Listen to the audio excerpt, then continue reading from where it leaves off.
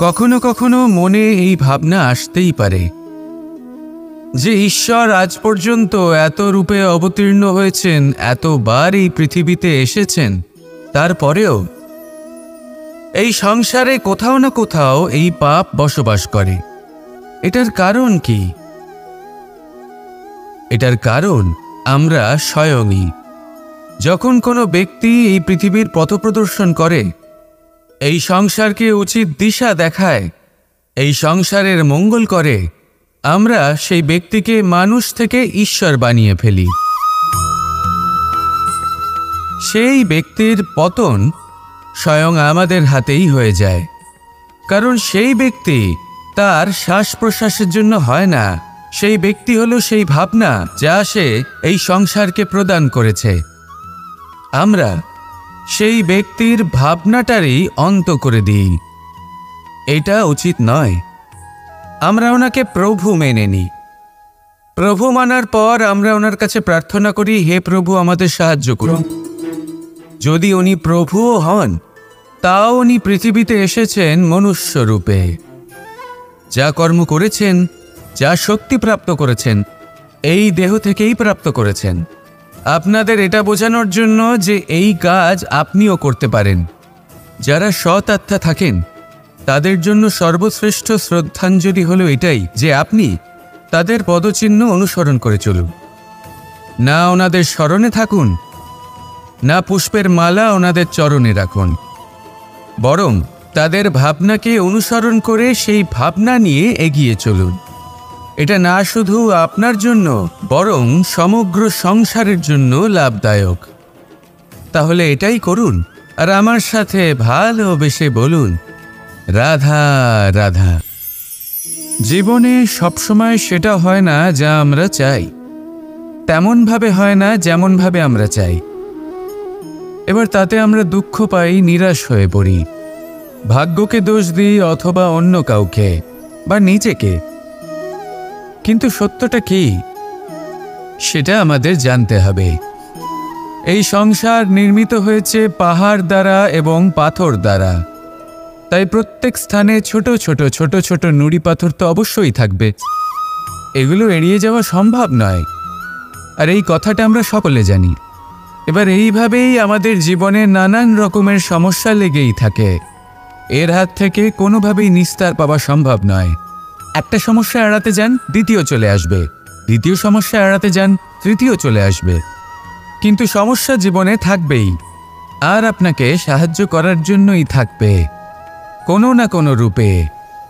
আপনার চারপাশে পাথর আছে, এটা আপনার উপর নির্ভরশীল আপনি কি করবেন, কোন পথে অগ্রসর হবেন এবং কিভাবে অগ্রসর হবেন। এবার দেখুন, এটা তো সবসময় সম্ভব নয় যে আপনার পদতলে ফুলের চাদর থাকবে, এটা তো অসম্ভব। সেই জন্য উচিত এটাই হবে যে আপনি পাদুকা পরিধান করে জীবনে অগ্রসর হন। এর সারমর্ম এটাই, যখনই জীবনে সমস্যা আসবে দৃঢ় হয়ে সম্মুখীন হন এবং এটা বোঝার চেষ্টা করুন যে এই সমস্যা জীবনে কেন এলো, কি শিক্ষা দিয়ে গেল। আপনার মধ্যে দোষ অবশ্যই থাকবে, তাকে গুণে পরিবর্তিত করুন।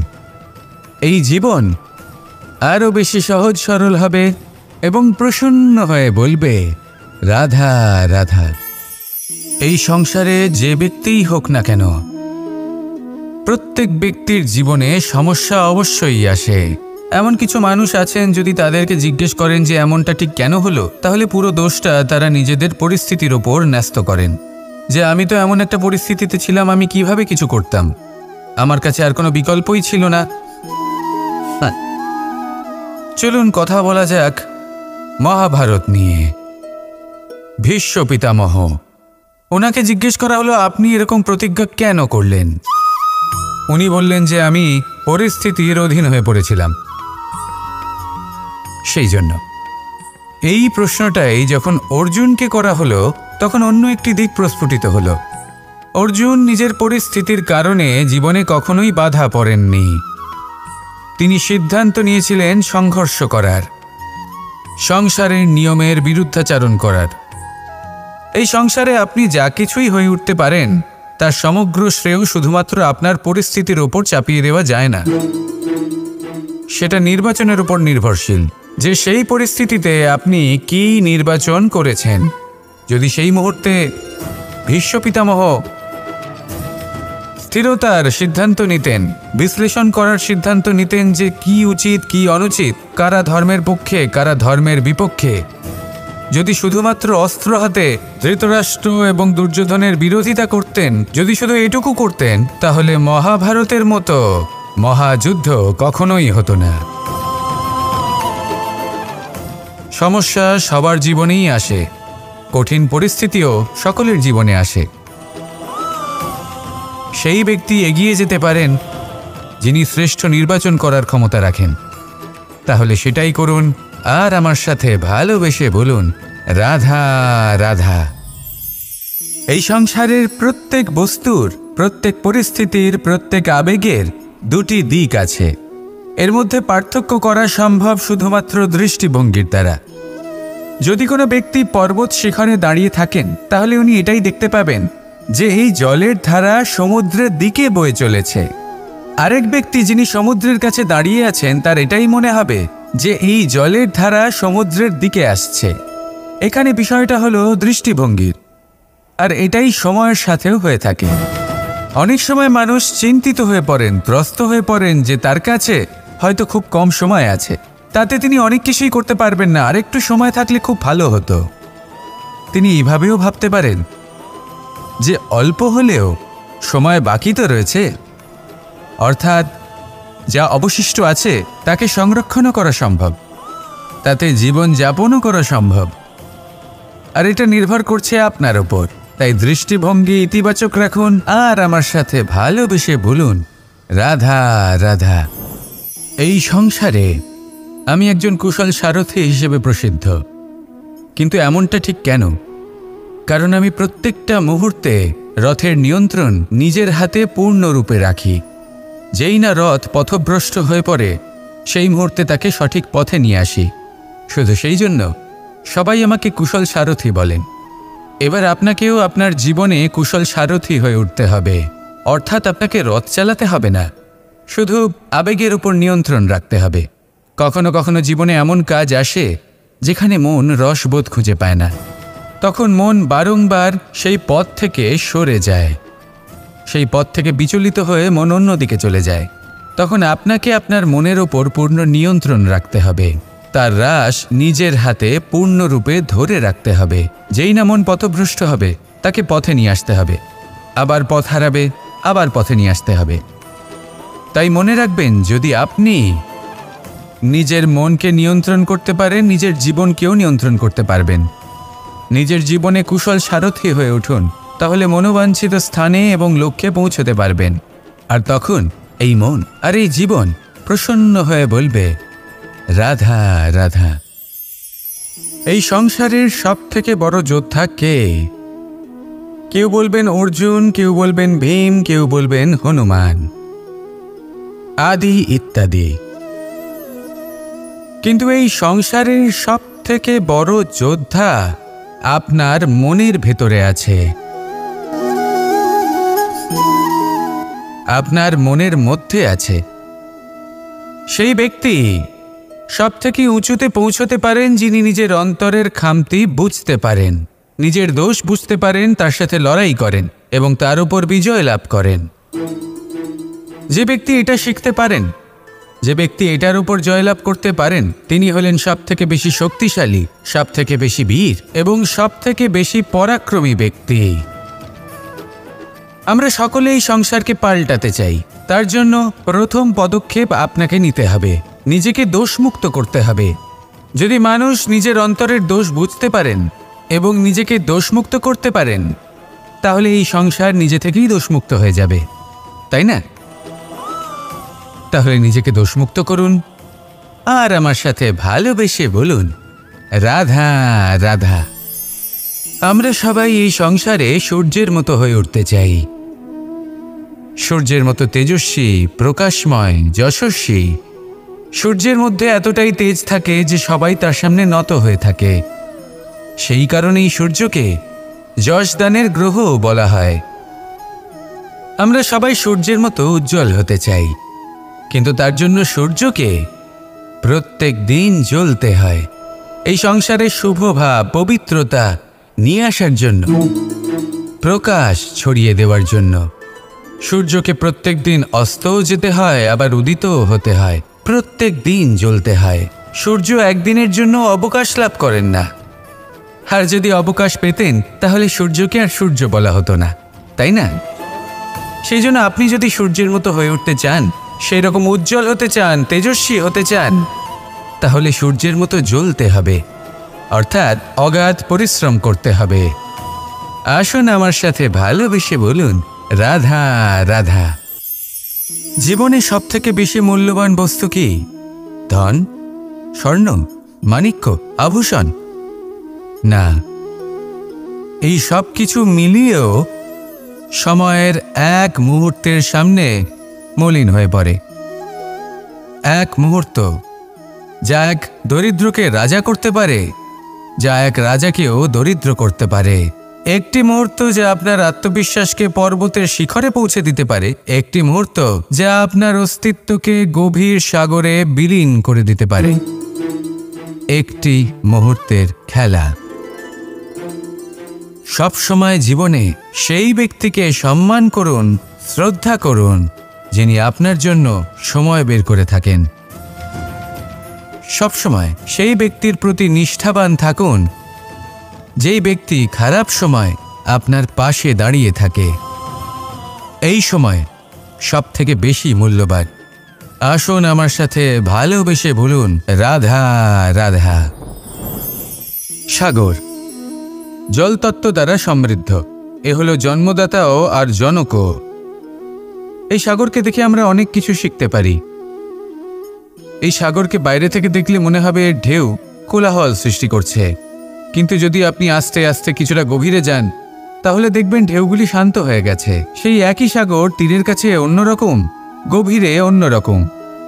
এবার সাগরের মাঝে এসে দাঁড়ান আর অনুমান করতে চেষ্টা করুন যে এটা কতটা গভীর। তাহলে দেখবেন এই কাজ অসম্ভব। আপনি সত্য কখনোই জানতে পারবেন না যতক্ষণ না সেই সাগরের তলদেশে পৌঁছচ্ছেন। এবার এই সাগরের মতোই হয় মানুষ। মানুষকে আপনি দূর থেকে বুঝতে পারবেন না, আপনাকে কাছে যেতেই হবে। একই দিনে আপনি পূর্ণরূপে কোনো মানুষকে জানতে পারবেন না, তার সাথে সময় কাটাতে হবে। প্রত্যেক মানুষ হলো আলাদা, ঠিক সাগরের মতো, যার নিজের আকার আছে, নিজস্বতা রয়েছে, গভীরতাও আছে। সেটা বোঝার সময় দিন, নয়তো কখনো কোনো মানুষকে বুঝতেই পারবেন না। আসুন আমার সাথে ভালোবেসে বলুন, রাধা রাধা। নেকড়ে। নেকড়ের বিষয়ে আমরা সকলে জানি। ওরা খুবই নিষ্ঠাবান এবং অত্যন্ত সতর্ক থাকেন। ছোট ছোট মূর্খতা করে বসেন। এনারা হাড় চিবোতে খুব ভালোবাসেন, কিন্তু চিবোতে চিবোতে এদের মাড়ি ছড়ে যায়, সেখান থেকে রক্তপাত হতে থাকে। সেই রক্ত ওনারা পান করেন আর ওনাদের মনে হয় এই রক্ত হাড় থেকেই পাচ্ছেন। ওনারা ভাবেন যে এই হাড় চিবিয়ে আমরা আনন্দ লাভ করছি, কিন্তু আসল সত্য হলো এটাই যে ওনারা নিজেদেরই ক্ষতি করছেন। আমরা মানুষ, আমাদের সাথেও এমনটাই হয়। কখনো কখনো ভুলবশত আমরা এমন কোনো কাজ করি আর আমাদের মনে হয় যে আমরা বাইরে থেকে আনন্দ লাভ করছি, কিন্তু সত্য হলো এটাই যে আমরা শুধুই ক্ষতিগ্রস্ত হচ্ছি। এটা হলো খুব বড় একটা শিক্ষা যা আমাদের শেখা উচিত। তা হলো এটা যে আমাদের বোঝা উচিত যে কখন আমরা লাভবান হচ্ছি আর কখন ক্ষতিটাকেই লাভ বলে মনে করছি। এই শিক্ষা যদি আপনি প্রাপ্ত করতে পারেন তাহলে এই সংসারে আপনার থেকে বেশি প্রসন্ন আর কেউ থাকবেন না। তাহলে আসুন আর আমার সাথে ভালোবেসে বলুন, রাধা রাধা। যজ্ঞের আগুনকে শুভ বলে মনে করা হয় আর সেখানেই চিতার আগুনকে অশুভ মনে করা হয়। এমনটা কেন হয়? এখানে বিষয়টা হলো লক্ষ্য, বিচার এবং সঙ্গের। যখন আমরা যজ্ঞ করি তখন আমাদের লক্ষ্য কি হয়?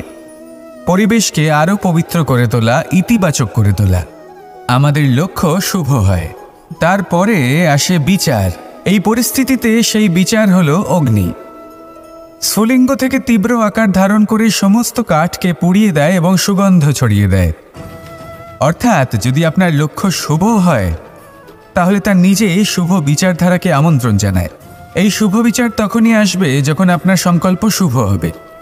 অন্যদিকে হলো চিতার আগুন। এর লক্ষ্য কি? একটা দেহকে পরধামে পৌঁছে দেওয়া।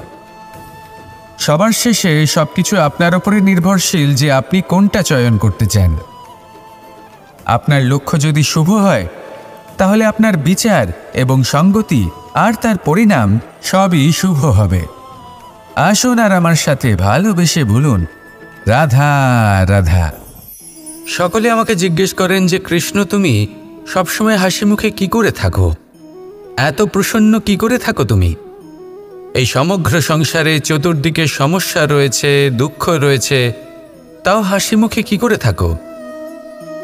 সত্যি কথাই বটে, এই সংসারে চারিদিকেই দুঃখ রয়েছে, প্রত্যেকের জীবনে সমস্যা রয়েছে। কৃষ্ণের জীবনে একটু বেশিই সমস্যা রয়েছে, তাও আমি হাসতে থাকি। কেন? কারণ হল প্রেম। আমার সমস্ত মনোযোগ কেন্দ্রীভূত থাকে সেই প্রেমের প্রতি যা আমি পেয়ে থাকি। যেমন রাধার প্রেম, দ্বারকার প্রেম, দাদার প্রেম, স্ত্রীর প্রেম, পুত্রের প্রেম, মাতা পিতার প্রেম আদি ইত্যাদি। আমার মনোযোগ এই প্রেমের প্রতি কেন্দ্রীভূত থাকে। আর যখনই আমি এই প্রেমের কথা স্মরণ করি, মুখে দুশ্চিন্তা অথবা দুঃখের আবেগ দেখা অসম্ভব ব্যাপার। শুধু এটাই হলো রহস্য কৃষ্ণের হাসি মুখে থাকার, তার হাসির রহস্য। আপনিও জীবনে এটাই করুন। আপনি জীবনে যে ভালোবাসা পেয়েছেন তার প্রতি মনোনিবেশ করুন। ধন্যবাদ জানান সেই প্রেমকে, ধন্যবাদ জানান সেই সকল ছোট ছোট বস্তুকে যা আপনি জীবনে পেয়েছেন। আমি নিশ্চিত রূপে বলতে পারি যে আপনার সমস্ত জীবন বদলে যাবে। সংকল্প করুন যে আপনি এই জীবনে শুধু প্রেম বিতরণ করবেন। এই মন জীবনের প্রত্যেক মুহূর্তে প্রসন্ন থাকবে আর আনন্দ সহকারে বলবে, রাধা রাধা। অশ্বত্থামার মৃত্যু হল। কেউ জানে না সে মানুষ নাকি হাতি। এই বাক্য কে বলেছিলেন? সাক্ষাৎ ধর্মরাজ যুধিষ্ঠির। সেই যুধিষ্ঠির যিনি নিজের জীবনে কখনো মিথ্যে বলেননি, কিন্তু উনি এমন কিছু নির্বাচন করেছিলেন যার জন্য চিরকাল শুধুই মহারাজ যুধিষ্ঠির হয়ে থেকে গেলেন। কখনো অভিমন্যুর সমান হতে পারলেন না। যখন দ্যুত ক্রীড়ার আমন্ত্রণ এসেছিল তখন মহারাজ যুধিষ্ঠির সেটা অস্বীকার করতেই পারতেন, কিন্তু করলেন না। অহংকারের জন্য সেই আমন্ত্রণ গ্রহণ করলেন উনি, এবং অহংকারের জন্য করা এই নির্বাচন ওনাকে সাধারণ করে রেখে দিল। নিজের গুরু দ্রোণাচার্যকে পরাজিত করার জন্য একটি মিথ্যে কথা বলেছিলেন। অশ্বত্থামা মারা পড়েছে, আর তারপর গ্লানিমাখা কণ্ঠে ধীরস্বরে বলেছিলেন, জানি না সে মানুষ না হাতি, কিন্তু অর্ধসত্য হোক বা সত্য লুকোনো হোক, তা হল মিথ্যের সমান, এবং প্রত্যেকটি কর্মের ফল মানুষ অবশ্যই ভোগ করে।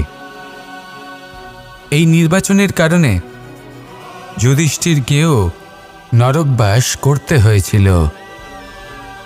তাই নিজের কর্ম শ্রেষ্ঠ করে তুলুন, কারণ এটাই সুনিশ্চিত করবে যে আপনি এই সংসার থেকে বিদায় নেওয়ার পরেও জীবিত থাকবেন নাকি নয়। আসুন আমার সাথে ভালোবেসে বলুন, রাধা রাধা। মানুষ ছোট হোক বা বড়, রাজা হোক বা দরিদ্র, সমস্ত মানুষের মধ্যে একটা সামঞ্জস্য থাকে। সমস্ত মানুষের কাছে তার প্রশংসা অত্যন্ত গুরুত্বপূর্ণ। সে খুবই প্রসন্ন হয় যদি আপনি তার প্রশংসা করেন, কিন্তু আপনি যদি তাকে এটা বলেন যে এটা তোমার ভুল ছিল, তোমার কিছু খামতি ছিল, তখন সেটা সে মানতে রাজিই থাকে না। সব মানুষ এটা শুনতে পছন্দ করে যে সে যেটা করেছে সেটাই সর্বোত্তম। এবার আমি আপনাকে একটা কথা বলি, এই হলো নিন্দা, এই হলো প্রশংসা, আর এই হলো সত্য, যা সবার থেকে উচ্চস্থানীয়। সেই জন্য মানুষ আয়না দেখে। আয়না তাকে তার সৌন্দর্য দেখায় না, তাকে দেখায় যা সত্য, যাতে মানুষ আরও সুন্দর হওয়ার চেষ্টা করতে থাকে। তাই আয়না অত্যন্ত গুরুত্বপূর্ণ সত্যকে জানার জন্য। জীবনে নিন্দুকের মাহাত্ম্য প্রশংসকের মাহাত্ম্যের থেকে অনেক বেশি। কেন? কারণ তারা আপনাকে আপনার খামতি দেখায়, আপনার ভুলগুলো বুঝিয়ে দেয়, আপনাকে একটা সুযোগ দেয় নিজেকে শুধরে নিতে, নিজেকে আরও শ্রেষ্ঠ করে তুলতে, যা প্রশংসক করতে পারে না। তাই জীবনে যদি কখনো নিন্দা করা হয়, তাকে ভালোবেসে গ্রহণ করুন, ধন্যাত্মক রূপে গ্রহণ করুন। যদি নিজেকে কোনো শিক্ষা দেওয়া সম্ভব হয় তাহলে অবশ্যই দিন। দেখবেন মন প্রসন্ন হয়ে বলবে, রাধা রাধা। জীবনে কখনো সাফল্য আসে, আবার কখনো অসফলতা, কখনো আশা পাওয়া যায়, কখনো নিরাশা, কখনো জয় লাভ করি, আবার কখনো পরাজয়। এর পেছনের কারণটা জানা অত্যন্ত প্রয়োজনীয়।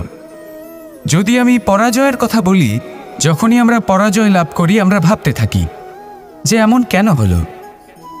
আমাদের শত্রু কি বেশি শক্তিশালী ছিল, নাকি আমাদের নীতিতে কোনো খামতি ছিল? এই সমস্ত কারণের পেছনে খুব বড় একটা কারণ থাকে, আর সেই কারণ আমাদের অন্তরে সুপ্ত থাকে।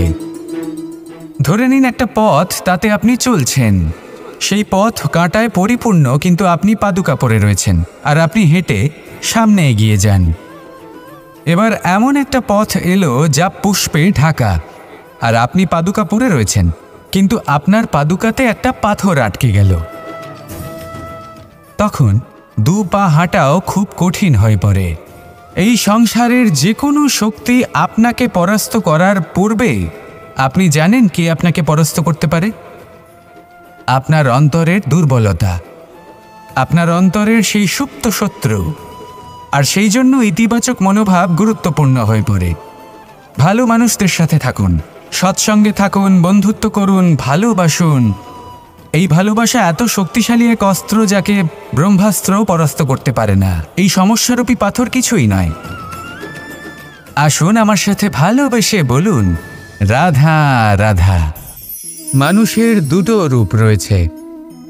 এক, আমাদের এই মুখ, যা শুধুই চোখে দেখা যায়, আর দ্বিতীয় আমাদের এই মন, যা শুধুমাত্র অন্তরাত্মা দ্বারা দেখা যায়।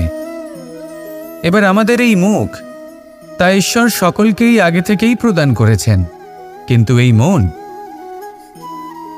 মন কেমন হবে তা আমাদের জীবনের অনুভূতি এবং আমাদের জীবনের লক্ষ্য এগুলি সুনিশ্চিত করে। অর্থাৎ নেত্র দিয়ে দেখা যায় আমাদের এই মুখ, তা শুধুই এই কারণে প্রয়োজন যাতে সংসার আমাদের দেখতে পায়, আমাদের চিনতে পারে। কিন্তু যদি এই সংসারে আপনি প্রকৃত অর্থে মান সম্মান লাভ করতে চান, তাহলে নিজের অন্তরাত্মাকে আপনাকে বিকশিত করতেই হবে। দেখুন, কথায় আছে এই যে অসুর, তা শারীরিকভাবে উপস্থিত নয়, তা মনের মধ্যে থাকে। যদি এই মন থেকে অসুরকে বের করে দেওয়া যায়, তাহলে শরীরে তা উপস্থিত থাকবেই না। তাই মনকে শুদ্ধ করুন আর আমার সাথে ভালোবেসে বলুন, রাধা রাধা। মানুষ যখনই একে অপরের সামনে নিজেদের হৃদয়ের ভাবনা প্রকাশ করে, তখন এক অত্যন্ত প্রভাবশালী মাধ্যম তারা ব্যবহার করে, যাকে ভাষা বলা হয়। এবার আমি দেখেছি যে একজন মানুষ অনেকগুলো ভাষাতেই নিপুণ। আমি এটাও দেখেছি যে মানুষ অনেকগুলো ভাষায় কথা বলে, কখনো কখনো অনেক ভাষা মিলিত করে তার প্রয়োগ করে, উচিত প্রকারে তাকে ব্যবহার করে না, না সেটাকে সম্মান করে, আর না ভাষাকে শুদ্ধ রাখে। আর এটা হলো অনুচিত। যদি ভাষাকে শুদ্ধ রাখেন, তাহলে ভাষা আপনার চরিত্রকে শুদ্ধ রাখবে, তা আপনার একাগ্রতা বাড়িয়ে তুলবে। এই প্রত্যেক ধ্বনিকে অনুভব করে যদি আপনি শব্দের উচ্চারণ করেন, ভাষাকে প্রয়োগ করেন, তাহলে আপনিও আনন্দ পাবেন, আর যিনি শুনছেন সেই ব্যক্তির কানেও মধুর শব্দ বাজবে। তাই মনে রাখবেন, যে ব্যক্তি ভাষার পবিত্রতাকে সম্মান করে, তাকে সংসারও সম্মান করে। ভাষাকে শুদ্ধ এবং পবিত্র রাখুন, তাহলে ভাষা আপনার চরিত্রকেও শুদ্ধ এবং পবিত্র রাখবে। আর এই মন সুপ্রসন্ন হয়ে বলবে, রাধা রাধা। এ হলো রামায়ণের সময়কালের কথা। সেতু নির্মাণ করার কাজ চলছিল। সমস্ত বানর সেনা এই কাজে নিযুক্ত হয়েছিলেন। বড় বড় পাথর তুলে নিয়ে এই বানর সেনা সমুদ্রে ফেলছিলেন, এই কাজ চলছিল। এমন সময় ছোট্ট একটা কাঠবিড়ালি এলো। ছোট ছোট মাটির ডেলা হাতে নিয়ে সাগরের কাছে যাচ্ছিল আর বড় বড় পাথরের পাশে রেখে দিচ্ছিল, যথাসম্ভব সেখানে রেখে আসছিল। সারা দিন ধরে সে এই পরিশ্রম করেই যাচ্ছিল।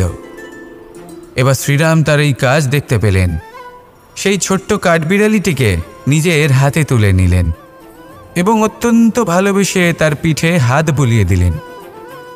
কথায় আছে যে কাঠবিড়ালির পিঠে যে দাগ আছে সেই 3টি দাগ এসেছে শ্রীরামচন্দ্রের 3 আঙুলের থেকে। যে কাজ আপনি করছেন তাতে সমস্ত শক্তি প্রয়োগ করুন, যতটা আপনার সামর্থ্য রয়েছে, যতটা আপনার প্রতিভা রয়েছে সম্পূর্ণভাবে উৎসর্গ করে দিন। ঠিক এমনভাবে কর্ম করুন। সেই কাঠবিড়ালি কিন্তু তাই করেছিল। সেই জন্য শ্রীরামের সাথে সেও সেই কাহিনীতে অমর হয়ে গেছিল। সম্পূর্ণ শক্তি প্রয়োগ করুন, সম্পূর্ণ সামর্থ্যের সাথে কর্ম করুন, কারণ এটাই হলো শ্রেষ্ঠ পথ কোনো কর্ম করার। আসুন আমার সাথে ভালোবেসে বলুন, রাধা রাধা।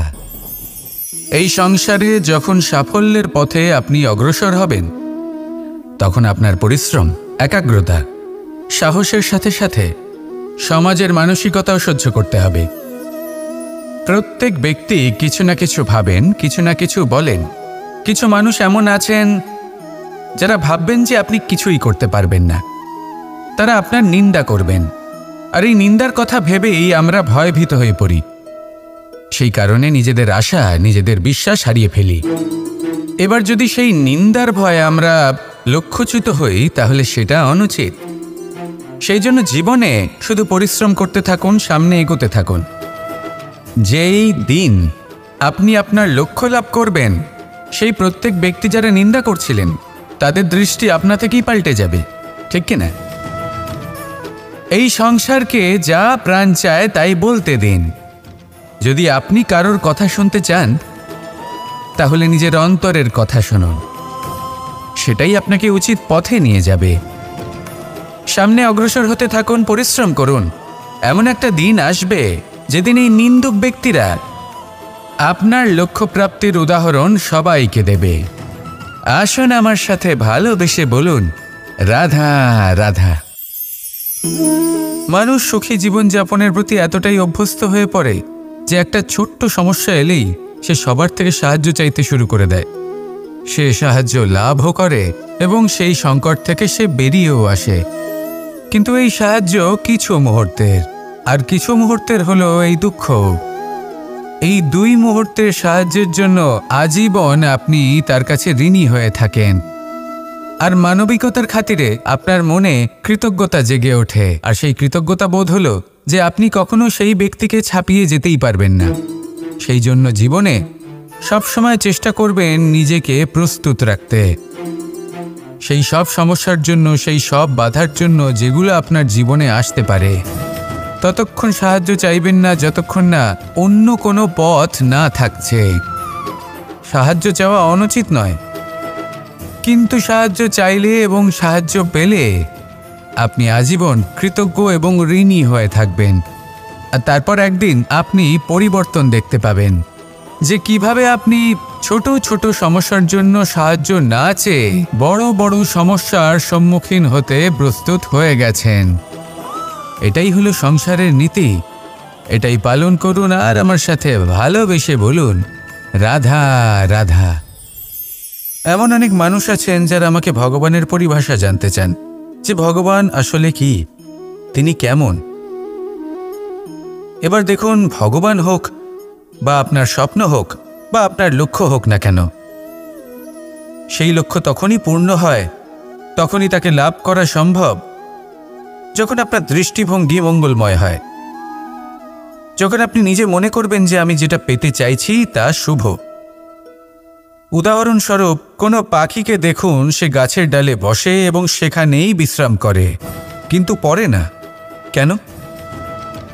কারণ ওর বিশ্বাস যে যে শাখার ওপরে ও বসে আছে সেটাই হলো ওর বাসস্থান। যদি আপনি বিশ্বাস করেন তাহলে আপনি পাথরের মধ্যেও ভগবান দর্শন করতে পারবেন। আর যদি বিশ্বাস না থাকে, তাহলে যদি ভগবান সামনে দাঁড়িয়েও থাকে তবেও আপনার বিশ্বাস হবে না। তাই বিশ্বাস করতে শিখুন। এই বিশ্বাসের আধারেই আপনি সেই সব কিছু পাবেন যা আপনি পেতে চাইছেন। আসুন আমার সাথে ভালোবেসে বলুন, রাধা রাধা।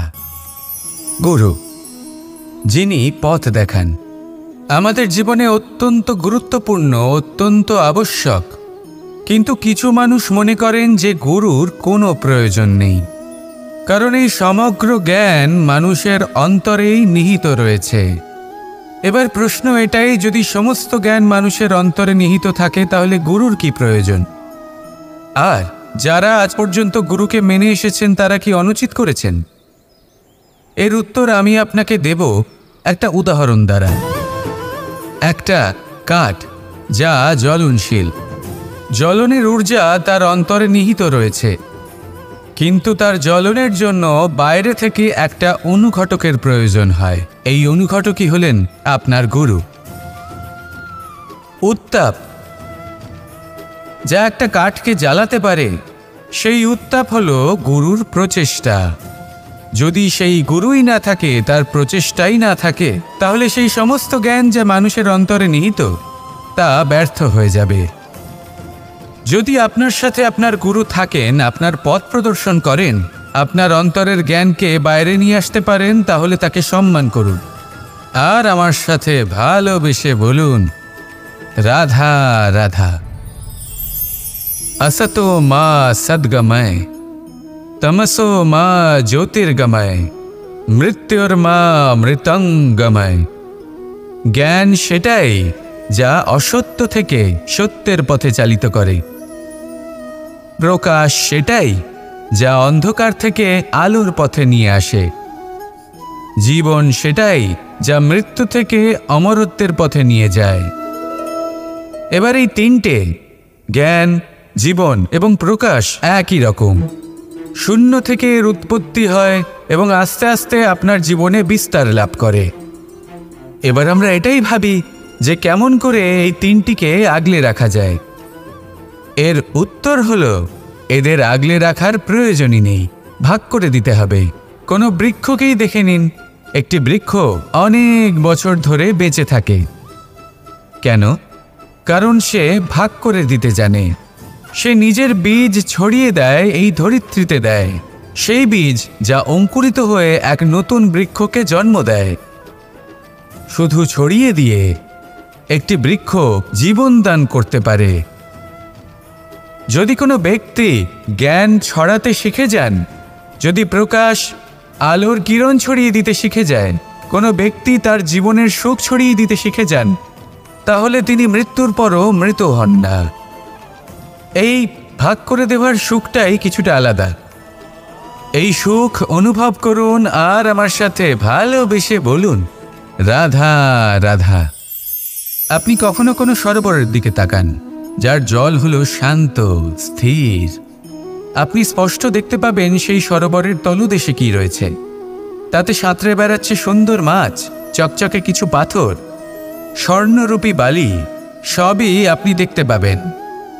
কিন্তু যখনই আপনি একটা ছোট্ট পাথর তুলে সেই জলে ছুঁড়ে ফেলবেন, তখন সেই জল বিচলিত হবে আর সেই স্পষ্টতা ন্যূনতম হয়ে যাবে। তারপর কিছুই স্পষ্টভাবে দেখা যাবে না। এই ঘটনা মানুষের সাথেও ঘটে। মানুষ যদি বিচলিত হয়ে পড়ে, তখন সে বুঝতে পারে না যে বর্তমানে কি হয়ে চলেছে আর ভবিষ্যতে কি করা উচিত। কিন্তু সেই মানুষ যদি শান্ত থাকেন, স্থির থাকেন, ধন্যাত্মক থাকেন, তাহলে নিশ্চিত রূপেই বুঝতে পারবেন যে বর্তমানে কি করতে হবে আর ভবিষ্যতে কি করতে হবে। তাই নিজের মধ্যে সেই স্থিরতা আনুন, সেই ধৈর্য ধরুন, নিজেকে শান্ত রাখুন আর সবার মধ্যে ভালোবাসা ছড়িয়ে দিন। এই মন প্রসন্ন হয়ে বলবে, রাধা রাধা। সম্পর্ক এ হলো এক বন্ধন যা আমাদের এক সূত্রে বেঁধে রাখে। কিন্তু এমন কিছু ব্যক্তি থাকেন যারা এই সম্পর্কের বিষয়ে নিজস্ব একটা ধারণা করে ফেলেন যে সম্পর্ক এরকম হওয়া উচিত, সম্পর্ক সেরকম হওয়া উচিত। আমি এই সম্পর্কের জন্য কত কিছু করেছি এই ব্যাখ্যা করতে থাকেন আর তার বদলে অনেক কিছু প্রত্যাশাও করেন।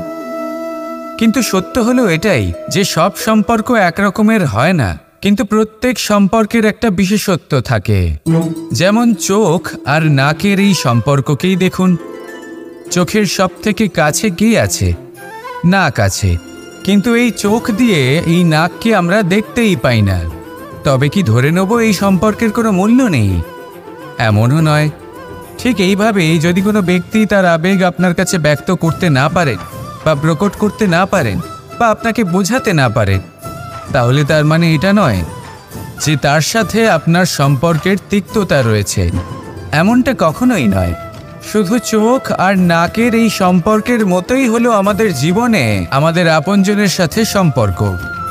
যদি কারোর ব্যবহার আপনার প্রতি অনুচিত হয় বা যদি কেউ অনুপস্থিত থেকে থাকে বা কেউ যদি আপনাকে বুঝতে না পারেন, তাহলে তার অর্থ এটা নয় যে আপনি সেই সম্পর্ক ভেঙে ফেলবেন।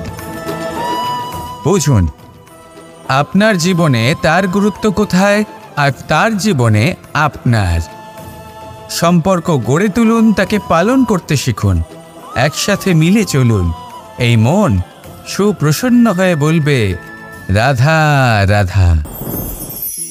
এই সমগ্র সংসারের সবথেকে গুরুত্বপূর্ণ ব্যক্তি কে? স্বয়ং আপনি। নিজের জন্য তো বটেই, তাই না? কারণ যখন আপনি জন্মগ্রহণ করেন, নিজের চোখ খোলেন, এই সংসারে আসেন, তখনই তো এই সংসারকে আপনি দেখতে পান, অনুভব করতে পারেন। এখানকার আবেগ, এখানকার মানুষজন তখন থেকেই অনুভব করেন। যদি আপনি না থাকেন, তাহলে এই সংসারের অস্তিত্ব আপনার কাছে শূন্যের সমান, তাই না?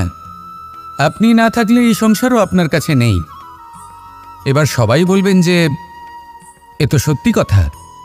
সেই অনুযায়ী তো আমার স্বার্থপর হওয়া উচিত, অহংকারী হওয়া উচিত, কারণ আমার কাছে আমিই তো সব কিছু।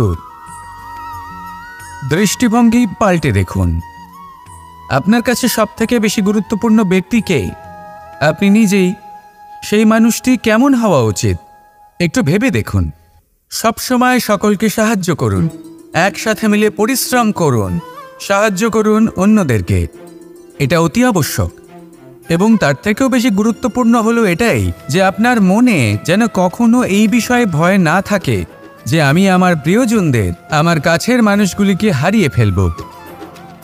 এই ভয় কখনোই মনের মধ্যে থাকা উচিত নয়।